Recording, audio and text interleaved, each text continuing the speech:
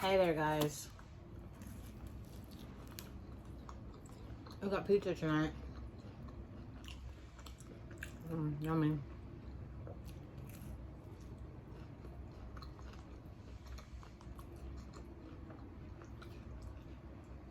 Yeah, you guys should all go watch the conversation with Lex Friedman. I thought Lex handled it really Lex well. was great. Yeah, I thought he was.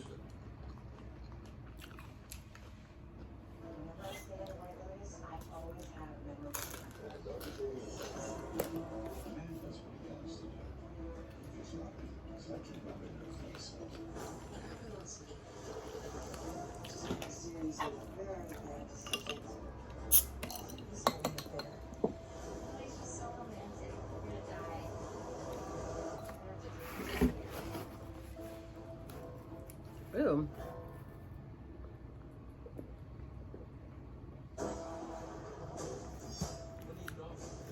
Maybe we should get a streaming service. Yeah, you guys should all go watch the conversation with Lex Friedman. I thought Lex handled it really Lex was well. great. Yeah, I thought he was great, but I thought he exposed like a side of Kanye that I wasn't familiar with, and he did it with like grace and empathy, and Lex, it felt like he was upset, like visibly It upset. felt like he was a friend who was disappointed in Kanye. Yeah, but also angered at times. And then he kind of controlled his anger. Like, Lex is a fucking black belt in jiu-jitsu. If he wanted to twist Kanye's head off his shoulders, he could do it in a fucking heartbeat. Yeah, he looks like a dweeb, but he's not. He could fuck somebody up. Yeah. And so it's like, Al goes, racist. This is because he's Jewish, you know what? He's Ukrainian until he fuck you up. That's a Yeah, hard man, white. he can't move in that suit. It's gonna keep him warm. Yeah, it's the suit. John McFluke in that suit. So basically, I think what he exposed in Kanye is this unbelievable hurt and loneliness. And I think Kanye's been fucked over by a lot of people in the business. Now, Where did you pick up on this? how much of the episode have you seen? Hour and 10. Yeah, so it's about like a 2.5 hour. So you'll start to feel a little bit more. But like there's a moment where he tells Lex and he tells him, I don't trust you. Lex is like, you have to trust people. So he goes, I don't trust you. And like Lex is like thrown by it. He goes, I'm sorry, I was like really thrown off by that. Like that, no one's ever told me that they don't trust me. It's great. And that like hurt me that you said that. Like he just had like a really honest, emotional reaction. Everybody calls Lex a robot, but it was like this beautiful human thing. He's like, whoa, like, and then he processed it not as a fuck you, but more like it's so sad that you feel like you can't trust people. And of course, Ye's only thinking about Ye when he's been the only one looking out for him. And for all these years, maybe people have been making money off of him and doing what they can to remove resources from him. And it's easy, I imagine, when you feel taken advantage of, and every single relationship that you have was used to kind of take something from you. It's one, easy to be resentful and feel like you're the only person in this world and it's just you and God. That's your only homie who will never let you go. But it's also, and he said this at one point in the episode, he goes, we have mutually aligned interests, and that's what I feel comfortable with. And that's the only way that he can have trust in a relationship with his wife. He even brings it up like that. A relationship with his friends. And think about how lonely that is. That every relationship you have, once you believe that people are trying to take from you, it's very easy to go, the few people who may or may not be Jewish on my team are part of a larger organization of Jews that are just trying to extract. Once that resentment is there, and once that loneliness is there, and once that abandonment is there, And he lost. who loves you? Yeah, it's like, who loves you genuinely? Your mom. Okay, yeah. He's taking it a little far. They're trying to like over-explain Kanye's weariness, and everyone keeps trying to do this in the white community. Like they're trying to pretend like the Jewish community doesn't have a monopoly over things that they have a monopoly over.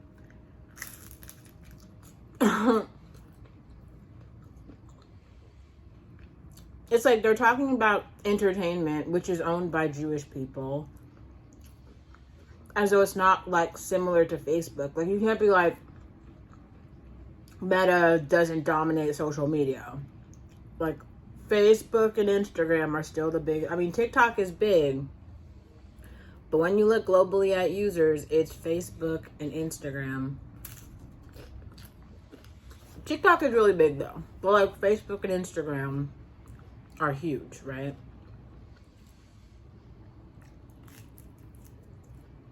So,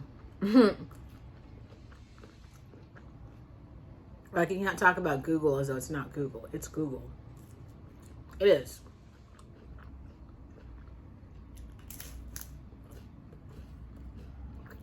It just is.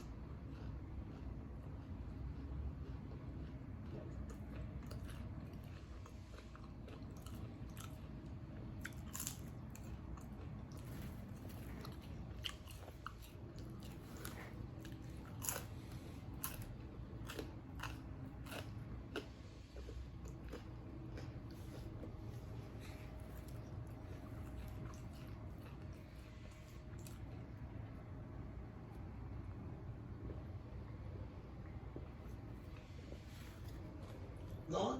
Yeah. You know, your wife, you may or may not think that she's using you to get somewhere. Yeah. You might be using her to get somewhere.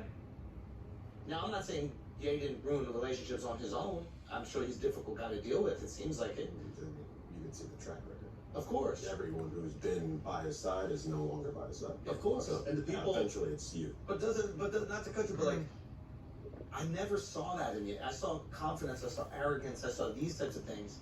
But I never. That's another thing that is strange. Like, that isn't true. What they're saying isn't true. They're literally saying everyone who's by his side is not by his side.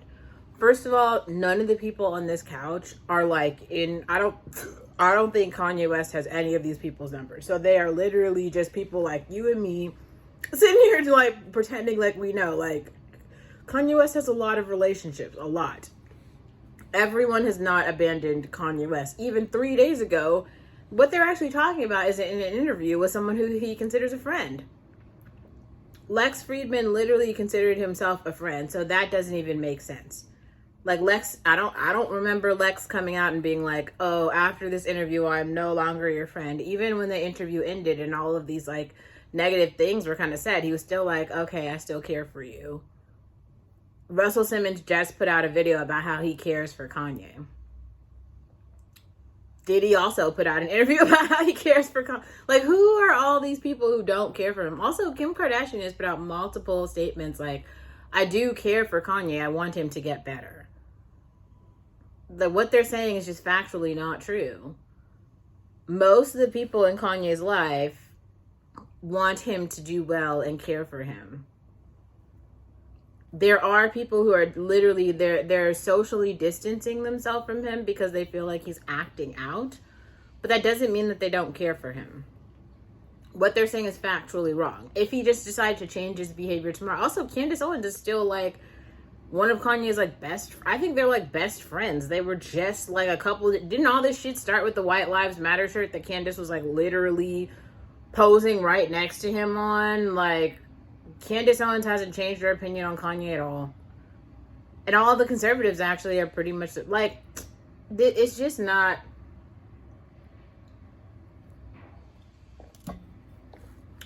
You can like literally say, "I don't like what someone said. What someone said is so mean. Oh, I hate it. Oh, blah, blah, blah, whatever." You can say that and you can feel that without exaggerating to the point of like, you know, this person doesn't have meaning or something anymore. Like, it's just factually untrue. I think factual truth is important. Also, you don't have to feel that way.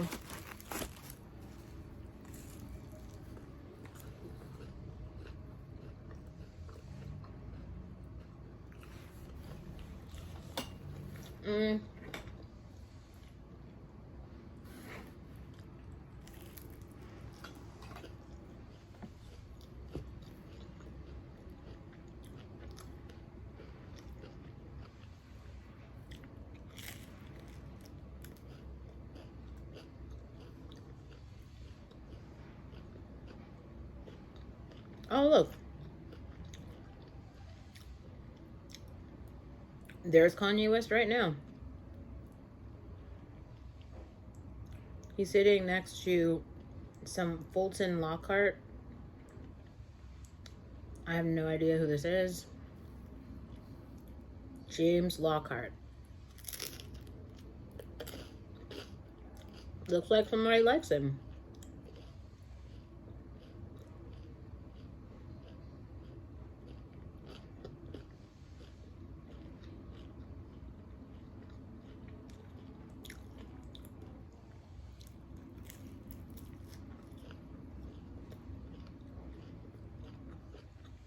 Oh.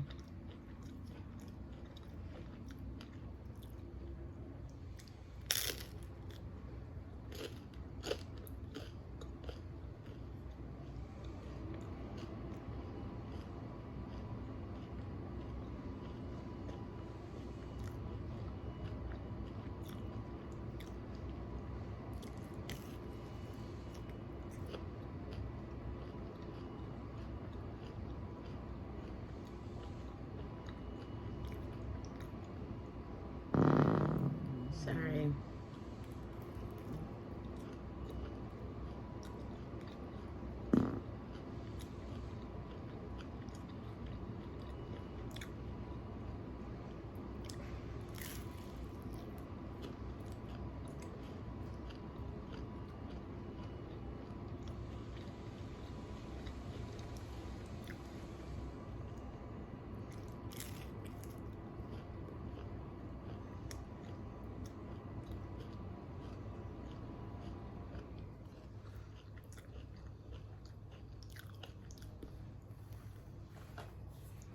Saw those as covering up loneliness. But even in the Drake Champs interview, he was like complaining, like, "Oh, you see, when I was going through it, no one in the black community stood by my side." Yeah. You know, Now it makes sense. He's Like, always been he's hurt, man. Do you think that's? I think that's inconsistent in most people. Like super, like not confidence, but like staunch, like arrogance and like bordering on like pathology is always kind of rooted in some type of Insecurity, and like compensation. 100%.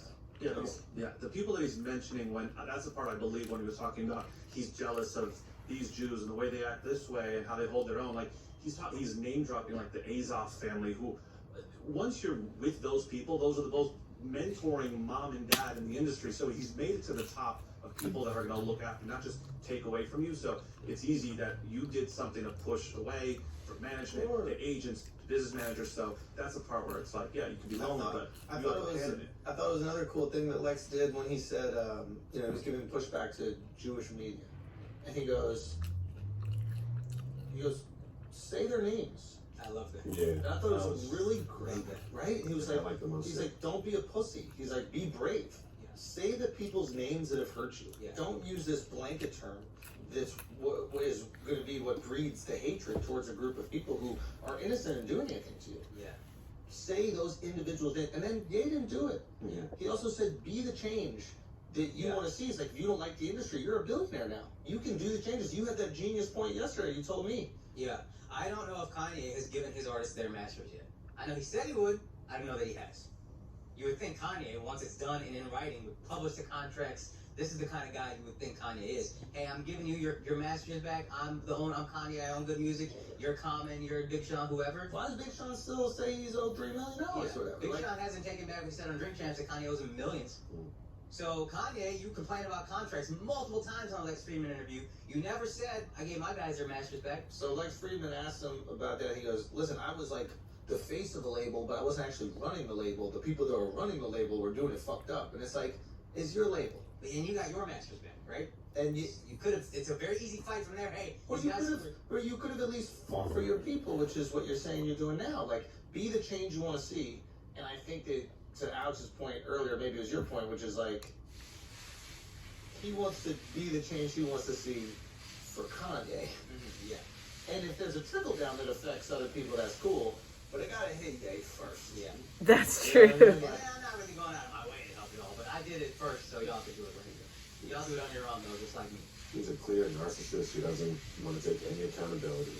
And it's like, I feel a little bit bad for him because I've seen, like, I was a big Kanye fan. I watched a lot of his interviews. You can see his, like, decline in terms of even the way he's speaking. It's like he cannot stay focused on a single thing. Like he can't even like finish a single sentence, and then he's like off to the next thing. Like he's jumping around, and he even said in an interview, he's like, "Hey, I've been off my meds for 2 years." There you go. Like that's not good.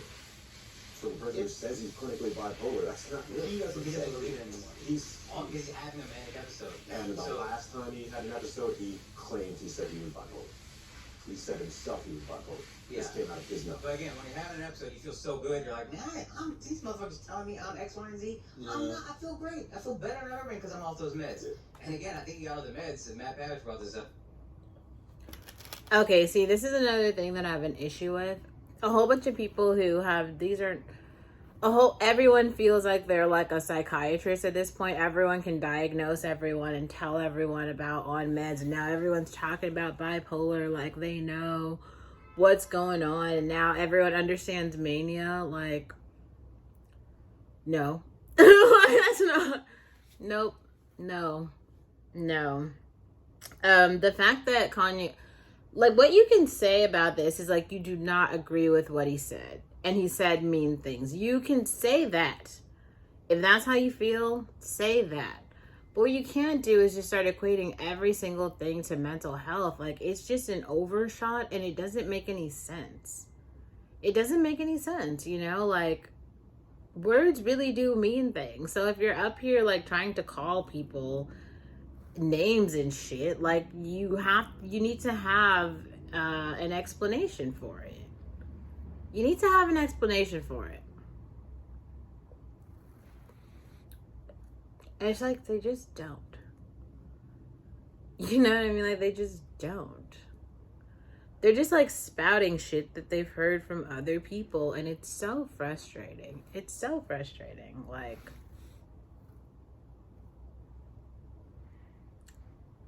everyone's a psychiatrist now. All of you understand mania and bipolar. Like, no, you don't.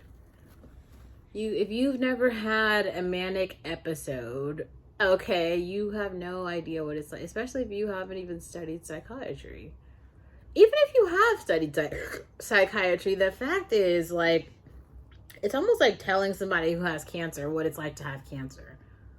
Like, you can be an oncologist and be like, you have cancer, but at the same time, like, there's actually no treatment for cancer. If you didn't know that, like, sometimes you can get your body to a healthy enough state where it can start to heal itself. And then sometimes you hit a point where, like, you can't go back to a state of health because your body is just at an intense state of unhealth.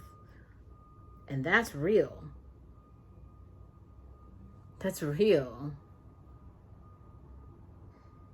That's real. It's just kind of annoying. I don't know.